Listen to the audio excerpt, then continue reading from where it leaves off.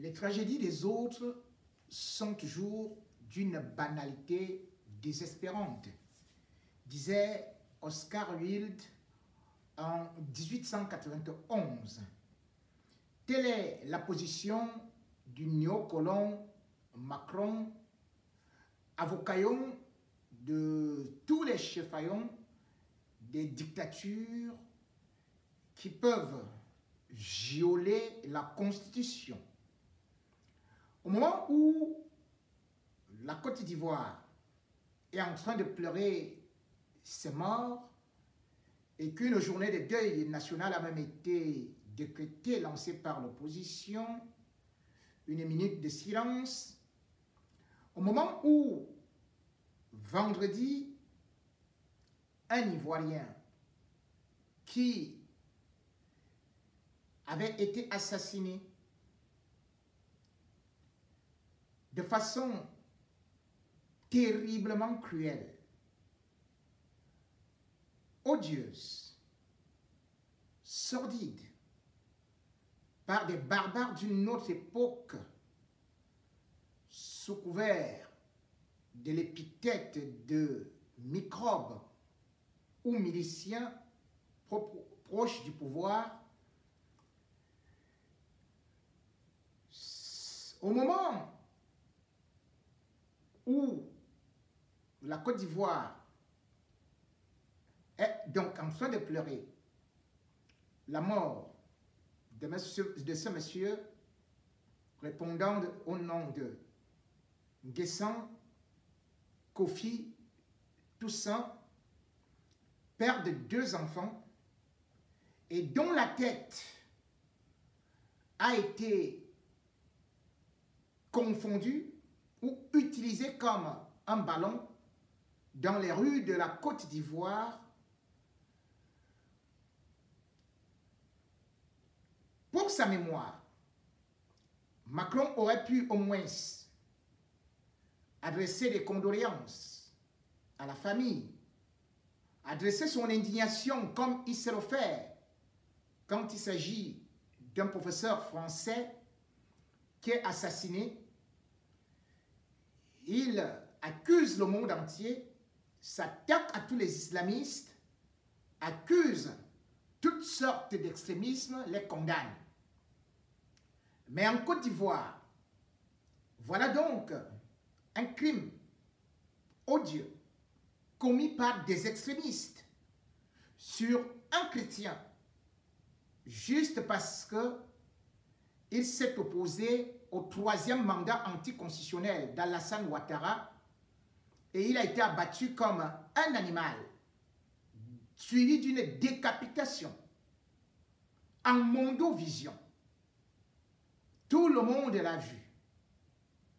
Mais Emmanuel Macron accorde plutôt une interview à Jeune Afrique où, après avoir adressé ses félicitations à Alassane Ouattara, qui a brigué un 3e mandat après avoir eu à prostituer la Constitution, revient encore lui apporter un soutien, une onction, une validation de ce qu'il peut qualifier comme une élection haut la main. Emmanuel Macron n'a pas souligné la douleur des familles ivoiriennes où il y a eu des centaines de morts et des blessés graves et où jusqu'à présent le pays est en ébullition.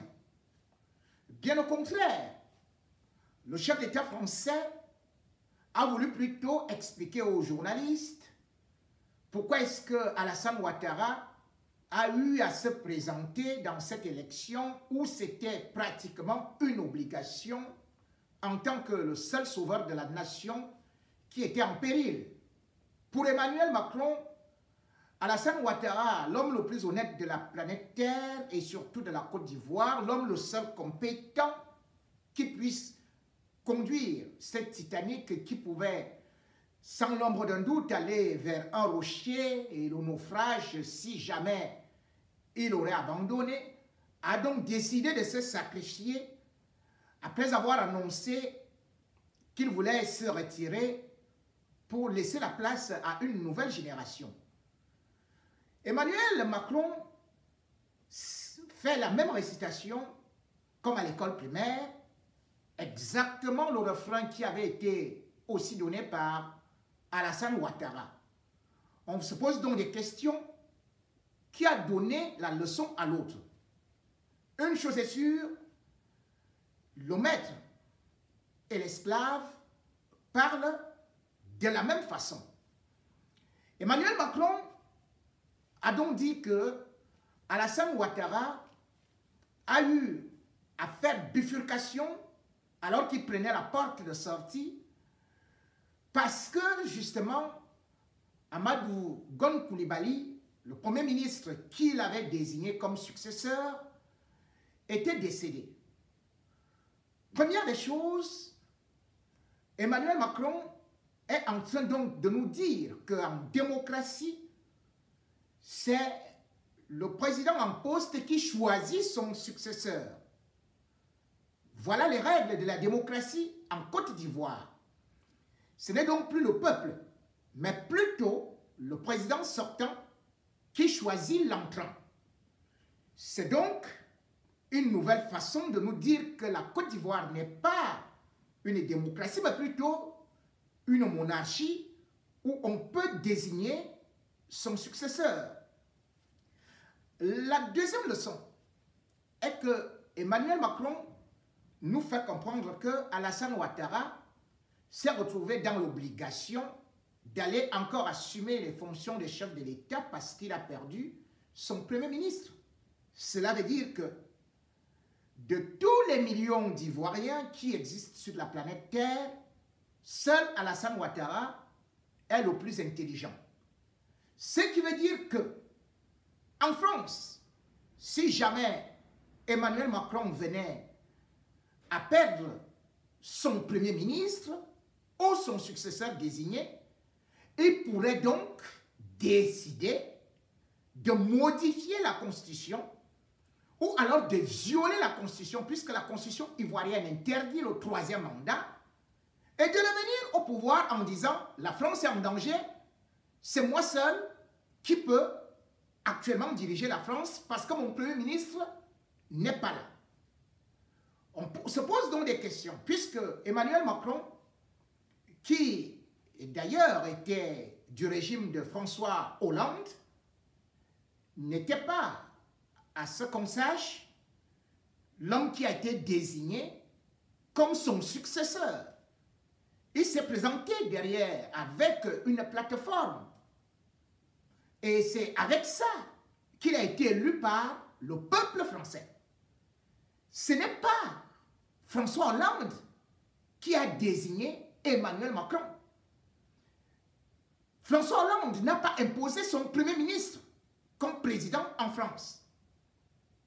Mais Emmanuel Macron, dans sa nouvelle version de la démocratie revue, corrigée, modernisée dans la façon de l'ivoirité, a donc, avec Alassane Ouattara, cru bon de valider une élection avec des félicitations pour cette mission qu'il trouve sacerdotale pour un monsieur seigneurial aux vocations papales qui pourrait rester là ad vitam aeternam puisque la Côte d'Ivoire n'a personne pour succéder à Alassane Ouattara. Il faudrait une nouvelle génération puisque Emmanuel Macron en avait appelé, qui pourrait donc venir remplacer Alassane Ouattara peut-être dans 25 ans, peut-être dans 50 ans. Voilà donc le raisonnement d'Emmanuel Macron qui subitement, à la manière de la Méditerranée, sur le coup de Mistral, retourne immédiatement et prend position contre Alpha Condé, qu'il condamne d'avoir modifié la Constitution, convoqué un référendum pour briguer un troisième mandat. Et là, il dit, il ne peut pas féliciter Alpha Condé, parce que le cas d'Alpha Condé est trop grave, il a voulu conserver le pouvoir. Et le cas d'Alpha Condé, il trouve que la Guinée est encore beaucoup plus préoccupante que la Côte d'Ivoire.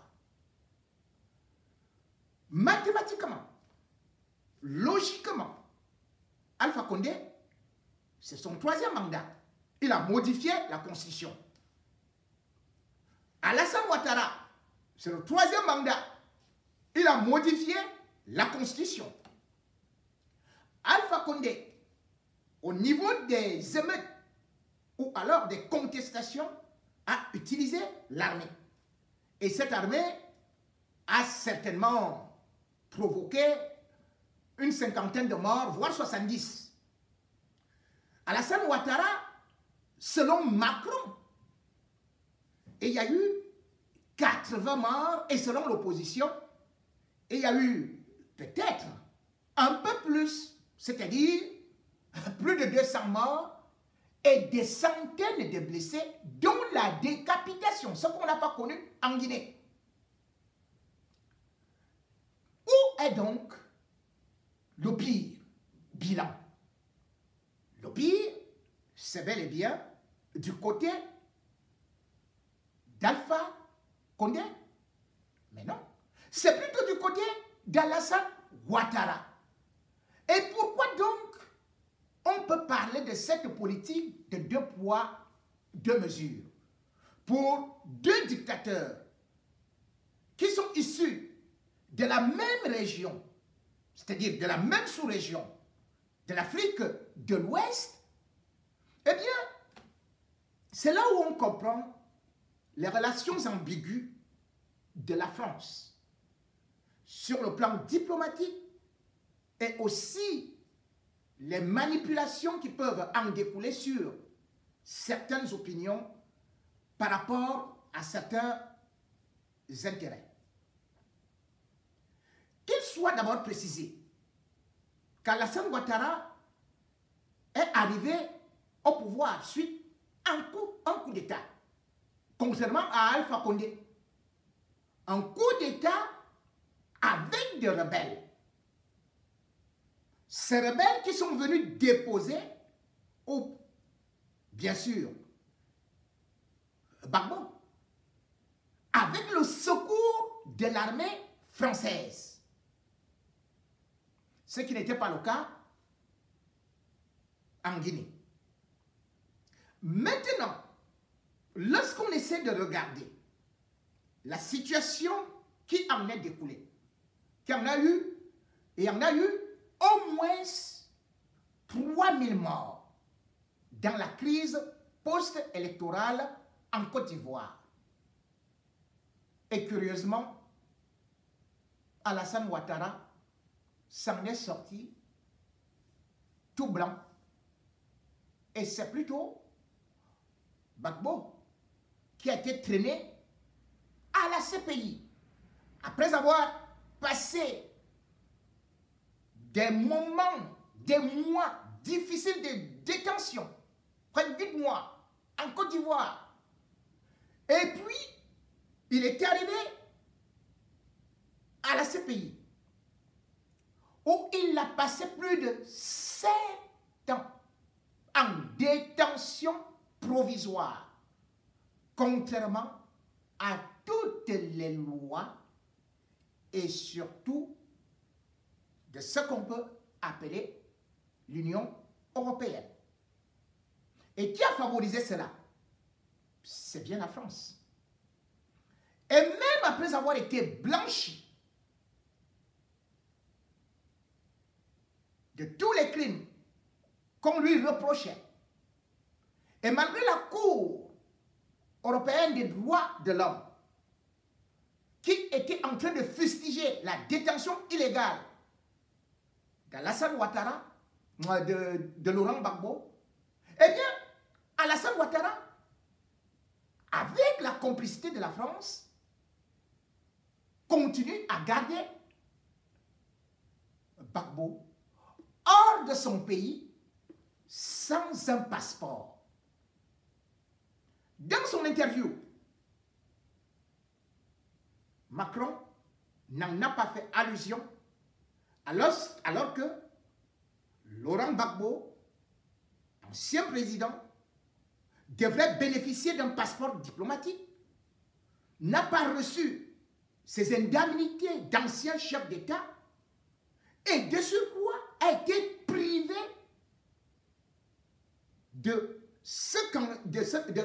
présenter sa candidature pour l'élection présidentielle à laquelle Alassane Ouattara a éliminé quasiment tous les prétendants. Mais Macron trouve que cette élection, qui a connu 8% de participation, boycottée par l'opposition, cette opposition qui est actuellement séquestrée, contrairement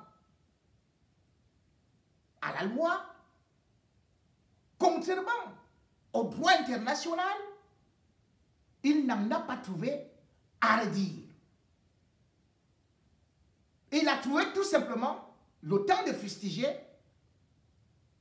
Alpha Condé. Sans être l'avocat d'Alpha Condé, qui est loin d'être un saint, qui lui aussi fait partie de la classe des dictateurs et bicornes. Mais il faut savoir que le divorce entre Alpha Condé et Macron vient d'avril 2017, lorsque Alpha Condé arrive ici, en Europe, en France particulièrement, et va déclarer devant les médias que lui, il ne veut plus les casques bleus qui n'apportent rien à l'Afrique.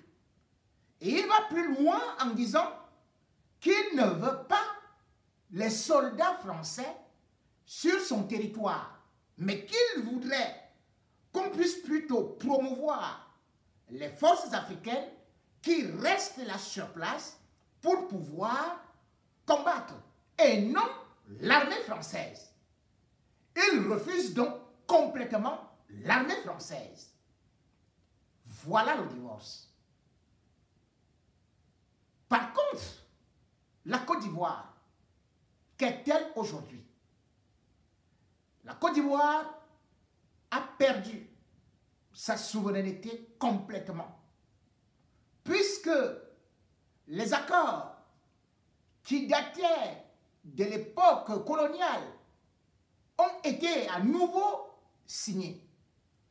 Tout un chacun sait que lorsque l'opération Licorne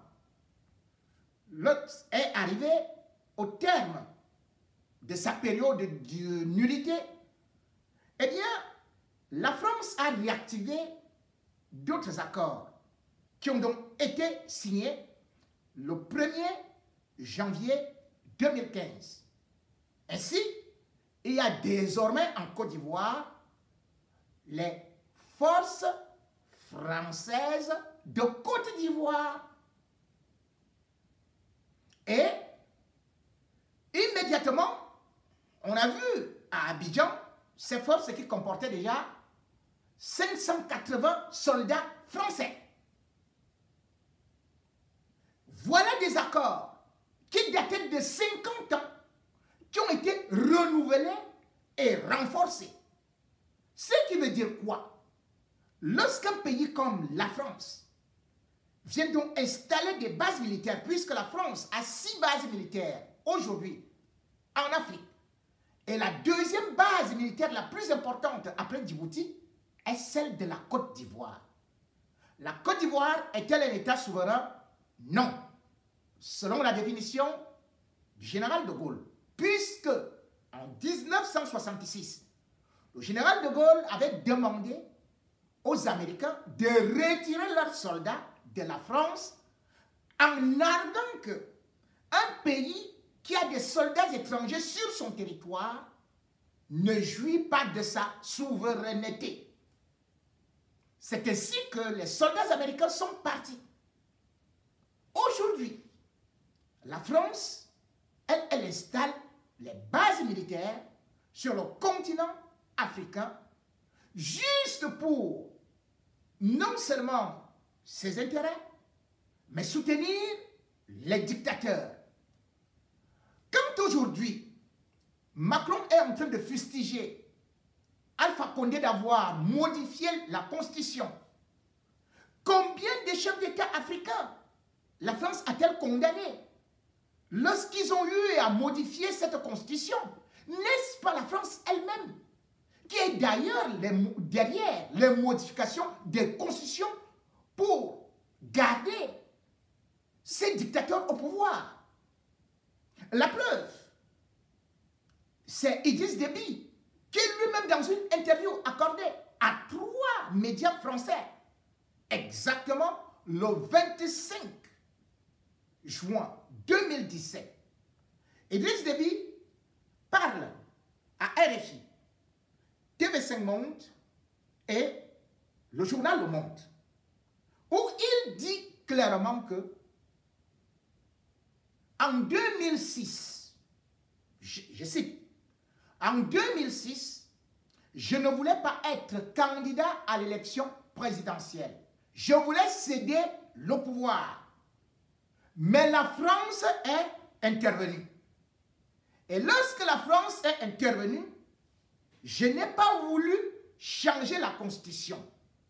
C'est alors que la France a envoyé un constitutionnaliste dont j'ignore le nom, qui a changé la Constitution du Tchad, sans mon avis et par leurs arcades.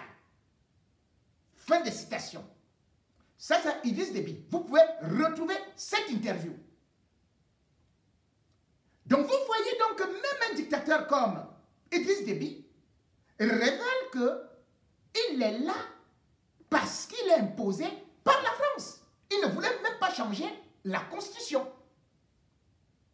À quel jeu joue donc la France?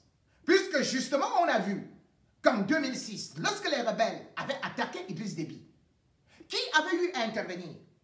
C'était l'armée française. Avec, bien sûr, les Mirage 2000, qui avait bombardé. Même chose en 2008, lorsque les rebelles, les opposants à Idriss Déby, ont décidé de prendre Abidjan. Qui a eu à intervenir? C'est toujours la France. Ou bien sûr, on a utilisé les C-135 pour aller bombarder la colonne de 40 voitures des rebelles qui se dirigeaient vers N'Djamena. On a utilisé les drones français, on a utilisé les services de renseignement et la diplomatie. Tout ça, c'était coordonné par la France. Pas plus loin qu'en 2019, une fois de plus, les rebelles ont encore voulu attaquer Idriss Déby pour arriver au pouvoir. La France, qui pourtant utilise le credo de non-ingérence en Afrique, a encore envoyé son armée bombarder pendant 4 jours. Et ça, Jean-Yves Le Drian l'a reconnu devant l'Assemblée nationale, qu'ils ont eu à bombarder des rebelles pour sauver le pouvoir d'Idriss Déby. Idriss Déby qui n'est pas un démocrate. Idriss Déby qui n'a pas été élu par son peuple pour arriver au pouvoir, au Tchad. Il faut rappeler que Idriss Déby est arrivé au pouvoir juste parce qu'il était un espion français dans les années 1970. Et en 86-87, il vient ici en France où il se fait former dans l'école de guerre interarmée. Et en 89, avec bien sûr l'aide de cette France-là, il entre dans la rébellion. Et c'est comme ça qu'il va prendre le pouvoir par des armes. Et le voilà qui reste toujours au pouvoir, qui change la Constitution et qui maintenant d'ailleurs est en train de nommer un vice-président. Est-ce que Macron a eu à critiquer cet Idriss Déby, qu'il embrasse, qu'il félicite, et pourtant, entre Alpha Condé et Idriss Déby, je crois que, et vous conviendrez avec moi, que Idriss Déby est pire et a mis plus de temps au pouvoir avec le soutien de la France. Cette hypocrisie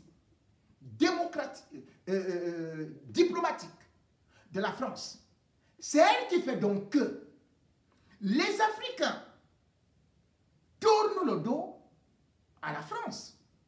Les Africains n'aiment pas ce qu'on peut dire aujourd'hui la France, selon Emmanuel Macron. C'est faux. Les Africains respectent et aiment les Français. Mais les Africains n'aiment pas les dirigeants français. Parce qu'ils imposent les dictateurs.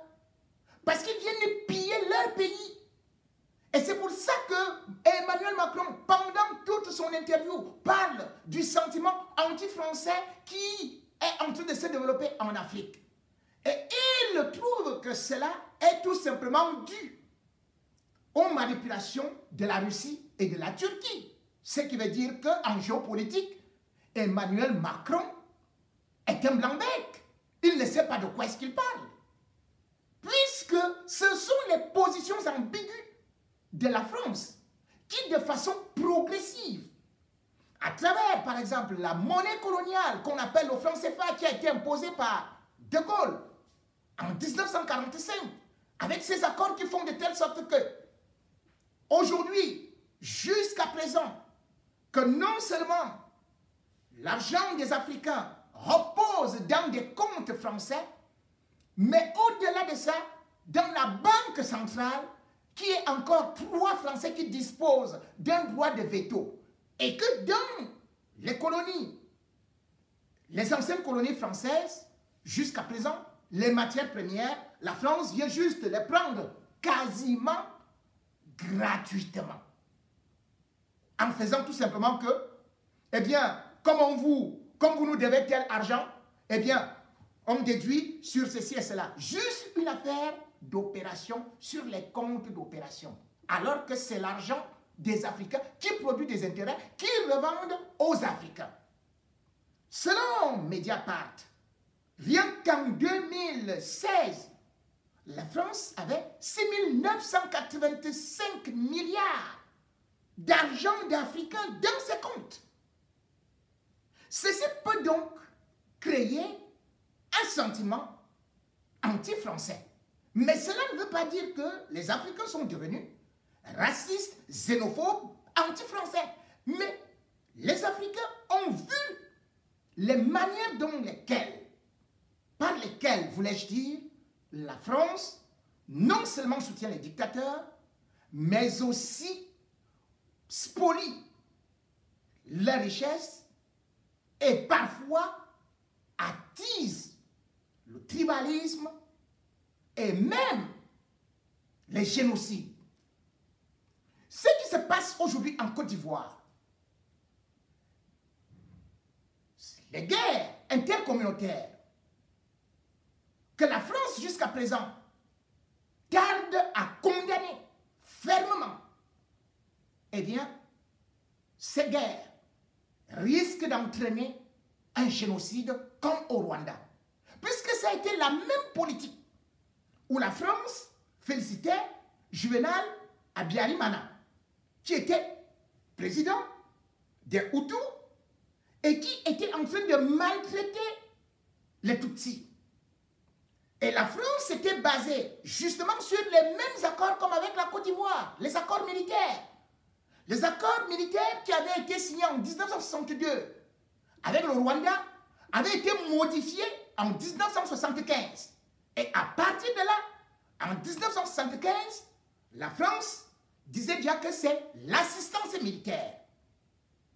Et en 1983, eh bien, la France a encore augmenté le niveau en faisant que les soldats français s'habillent même avec les tenues des soldats rwandais et participent au combat contre les troupes de Paul Kagame.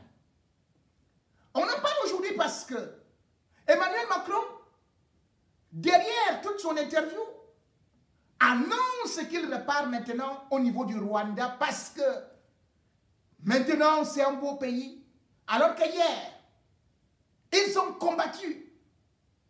Oui, ses prédécesseurs ont combattu Paul Kagame avec tous les Tutsis qui étaient considérés par la France comme des terroristes.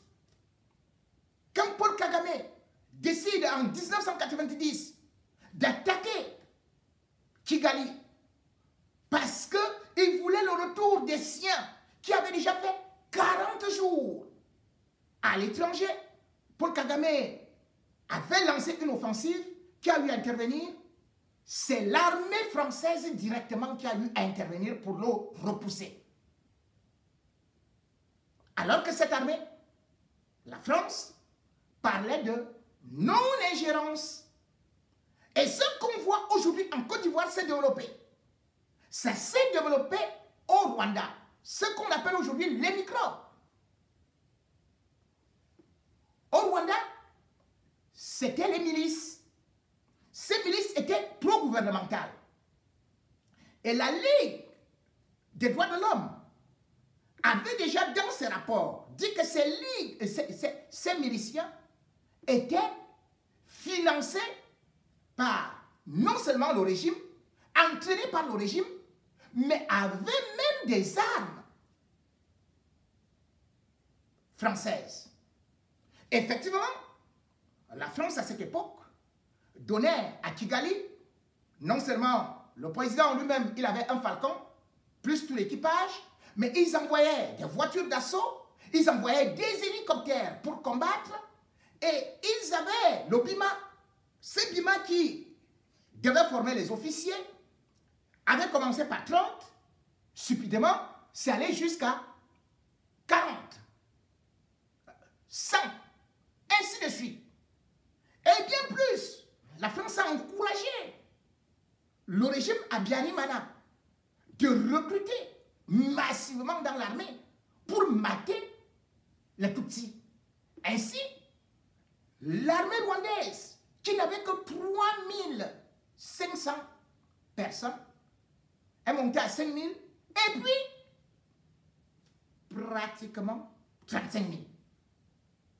C'était énorme. Il fallait les écraser. Ce qu'on voit aujourd'hui en Côte d'Ivoire, eh bien, les miliciens qui sont protégés par les forces de sécurité, ou bien les forces de sécurité qui sont encagoulées, on ne sait pas si ce sont véritablement des policiers ou c'est des malfaiteurs, mais toujours est-il qu'ils sèment terreur, horreur, malheur. Le Rwanda et la Côte d'Ivoire sont en train d'évoluer sur des mêmes rails qui malheureusement risquent de se rencontrer parce que les mêmes causes produisent les mêmes effets.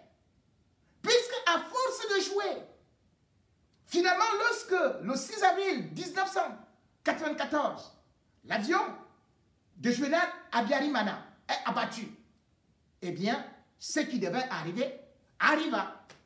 Le génocide éclata. Sans pour autant oublier que les prémices du génocide avaient été déjà en 90. Lorsque Paul Kagame avait lancé ses attaques, eh bien, les Tutsis avaient subi une répression atroce où on dénombrait entre 100 et 300 morts. Et là, dès que l'avion avait été abattu, qu'est-ce qu'on a vu? Bien évidemment, François Mitterrand, qui avait favorisé l'opération Noiro sous prétexte que c'était pour protéger les Français, eh bien, cette opération Noiro a participé au génocide, ou tout au moins a laissé faire le génocide. C'est cette opération Noiro qui également aussi a participé à beaucoup de combats. La France a donc des mains pleines de sang dans le génocide rwandais qui, du 6 avril 1994 au 4 juillet 1994 a fait 800 000 morts Tutsis, au moins. D'autres sources parlent de 1000 morts. Ceux qui oublient l'histoire sont obligés de la revivre. Pendant ce temps, le 27 avril 1994, pendant qu'on était en train de tuer, pendant que les machettes étaient en train de circuler partout au Rwanda, à l'Élysée, au Quai d'Orsay, on était en train de recevoir le ministre des Affaires étrangères du Rwanda avec le président d'un parti politique extrémiste, sans pour autant oublier que la femme d'Abiyarimana, qui était cerveau du génocide, elle-même avait déjà pris refuge à Paris. L'Élysée couvrait des monstres qui ont tué au Rwanda. Et d'ailleurs, lorsque la commission des affaires étrangères a eu à interroger le régime Mitterrand par rapport aux exactions commises au Rwanda, c'est là où on va découvrir que même après ce qui a été décrété par l'ONU, l'embargo, que les armes ne devaient plus circuler au Rwanda, que la France continuait à livrer les armes au régime génocidaire, en passant par le Zaïre, donc pratiquement Goma, et ce entrait. Mitterrand l'a reconnu. Et quand tout était déjà fait, c'est là où il finit par dire que la femme d'Abiyarimana a le diable au corps, c'est une criminelle, c'est un assassin. La France s'est lavé les mains. Aujourd'hui, ce qui se passe en Côte d'Ivoire, Emmanuel Macron va se laver les mains plus tard, va régner Alassane Ouattara, va faire comme s'il était innocent, comme s'il ignorait ce qui est en train de se passer en Côte d'Ivoire.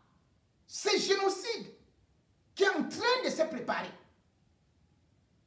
Parce que voir des décapitations, voir des gens incendiés, des maisons, des véhicules brûlés. Et on appelle juste Alassane Ouattara à une ouverture. Ouverture de quoi? Avec des morts? Ouverture des cimetières? Et pourtant, le rapport de la Commission des affaires étrangères de la France à l'Assemblée nationale, le 16 février 2017, alertait déjà sur les dangers qui pouvaient peser sur la Côte d'Ivoire après la crise post-électorale. Et ce rapport a été remis à Macron. Et que dit le rapport? Le rapport souligne bel et bien que depuis qu'Alassane Ouattara est au pouvoir, tout le pouvoir est entre ses mains et ses gens. Et que cela entraînait des frustrations. Le même rapport souligne que Alassane Ouattara n'a pas réussi à lancer même le processus de réconciliation. Le même rapport dit qu'il y a toujours l'ombre de Gbagbo qui plane sur la Côte d'Ivoire. Et même, contrairement à ce qu'on est en train de nous chanter à l'unisson, qu'il a eu à faire des grands pas économiques, le rapport de la Commission des affaires étrangères sur la crise post-électorale dit que malgré ce qu'on peut regarder comme des chiffres florissants de la croissance, il y a une pauvreté et surtout, il n'y a pas une redistribution de ces richesses. Ce rapport montre donc déjà les défaillances du régime Ouattara et sonne l'alerte des divisions et surtout de tout ce qui peut arriver. Puisque, il faut dire que la crise post-électorale, qui a quand même provoqué 3000 morts, la Commission des affaires étrangères avait aussi fait un rapport qui avait été ignoré. Et c'est la même chose qui recommence aujourd'hui. Nous sommes en situation de désobéissance civile, de traque des opposants, de séquestration des opposants, des milices et des microbes qui dictent la loi. Et que fait la France? La France se soucie plutôt de ses contrats. Parce que, comme je le disais, aujourd'hui, non seulement c'est sur le plan géostratégique, avec ses bases militaires, qui sont un œil qui surveille les esclaves africains, à les maintenir dans des chaînons, mais aussi c'est pour se faire du pognon. Et il y a 950 entreprises françaises en Côte d'Ivoire. Et sur les 950, il y a 190 multinationales qui ont donc 33% de l'économie. Et quand on essaie de regarder aujourd'hui, sous Alassane Ouattara, à quoi ressemble la Côte d'Ivoire?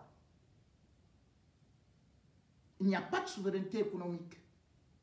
Puisque sur le niveau de l'énergie, tout est contrôlé par les entreprises françaises. On n'en disconvient pas. Les aéroports, les ports, vous allez toujours trouver, si ce n'est pas Bolloré, si ce n'est pas Bouygues, même au niveau des banques.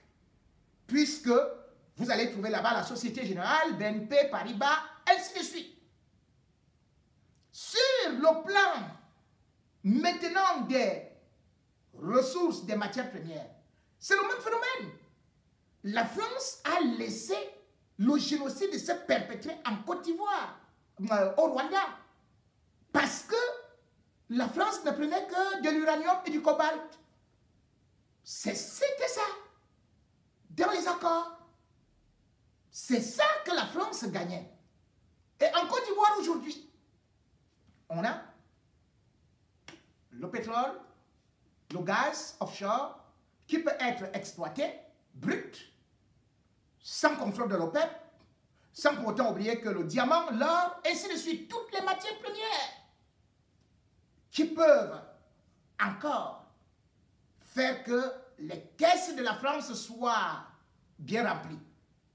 Et bien sûr, lorsqu'on contrôle déjà le domaine hôtelier, où vous avez Ibis, Accor, ainsi de suite, et vous avez, comme j'ai dit, aéroport, port, qu'est-ce qui reste à l'État? L'État ivoirien n'a pratiquement rien, puisque à côté de la France, c'est les Libanais. Et aujourd'hui, la France est en train de rattraper tout son retard, puisque 40% revenaient aux Libanais.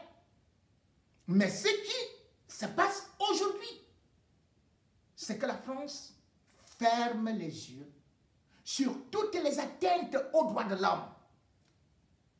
La France ferme les yeux sur toutes les tortures infligées au peuple ivoirien par Alassane Ouattara et ses milices. La France ferme les yeux sur toutes les injustices subies par Laurent Gbagbo, Henri Konan Bédié,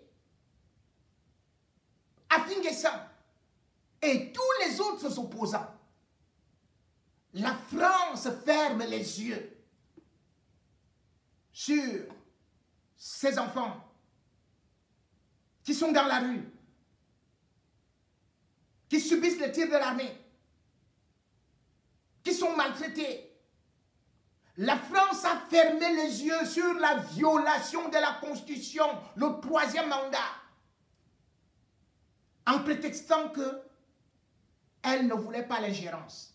Et subitement, c'est cette France qui distribue actuellement des points, en sachant que c'est des points, des lettres de félicitations contre le pognon. Voilà la solution. Voilà la coopération que Macron voudrait donc imposer au peuple africain, vantant l'amitié. Cette amitié où on parle du donnant-donnant, mais où en fait, on vient prendre les matières premières, on en fait ce qu'on veut. Et de l'autre côté, on laisse les dictateurs assoiffés de pouvoir massacrer leur peuple. La France de Macron n'est pas une France de la défense des droits de l'homme. La France de Macron, c'est la France de Napoléon. La France de Macron, c'est la France de De Gaulle. Puisqu'aujourd'hui, l'ennemi de la France peut être, bien sûr, Alpha Condé, qui, comme bien sûr aussi Sékou Touré, avait dit un certain jour de 1958, non. Tous les autres, aujourd'hui, ont dit oui. Et ils sont protégés. Que Biatu, dur au pouvoir ad vitam aeternam, meurt au pouvoir, la France laissera que même son cadavre dirige le Cameroun. Que Ouattara confisque la Côte d'Ivoire comme une propriété privée, tant qu'il n'a pas trouvé quelqu'un qui peut venir jouer la même comédie que lui pour servir les intérêts étrangers. La France ne pourra pas combattre Alassane Ouattara. Comme le disait déjà Jean Cassot,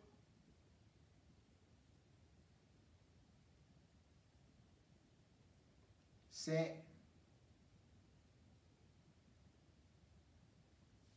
sur le malheur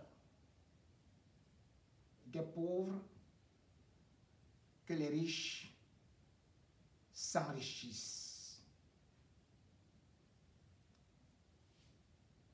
Face, tu es mort. Pile, je t'ai tué. On m'appelle J. Rémi Ngom. Dieu pardonne, moi pas.